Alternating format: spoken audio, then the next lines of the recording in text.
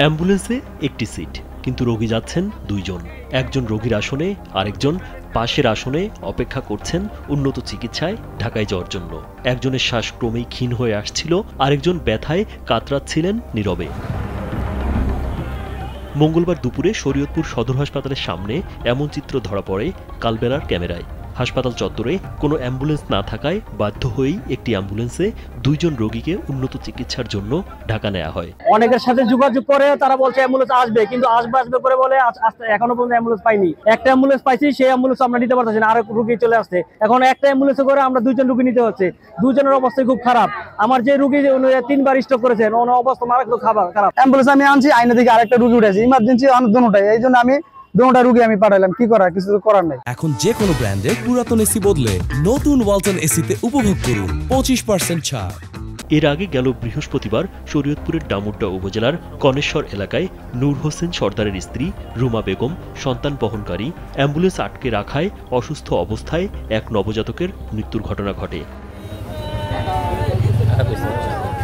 এ ঘটনায় শিশুটির বাবা নূর হোসেন সর্দার শুক্রবার রাতে সবুজ দেওয়ান সহ 5 জনকে আসামি করে পালং মডেল থানায় একটি মামলা করে।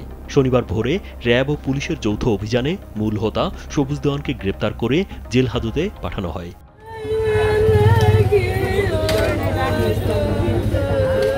এরপর শরীয়তপুরে শুরু হয় অ্যাম্বুলেন্স চালকদের নতুন সিন্ডিকেট। জেলায় 18টি অ্যাম্বুলেন্স থাকলেও সবুজ দেওয়ান গ্রেপ্তারের পর মালিক পক্ষ 7টি অ্যাম্বুলেন্স বন্ধ করে দেয়, আর বাকি অ্যাম্বুলেন্সগুলোর চালকরা অজ্ঞাত কারণে হাসপাতালমুখী জরুরি সেবা দিচ্ছেন না। এতে চরম ভোগান্তিতে পড়েছেন অ্যাম্বুলেন্সের সেবা প্রত্যাশীরা।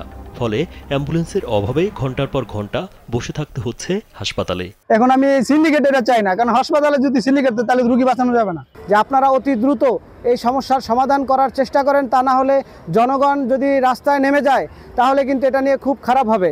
নাম প্রকাশে অনিচ্ছুক অ্যাম্বুলেন্স মালিক জানান, অজ্ঞাত কিছু লোক হাসপাতালে অ্যাম্বুলেন্স রাখলেই মারধর করে। পাশাপাশি মামলার ভয়ে চালকরা হাসপাতালে অ্যাম্বুলেন্স নিয়ে যেতে বিরত থাকছেন।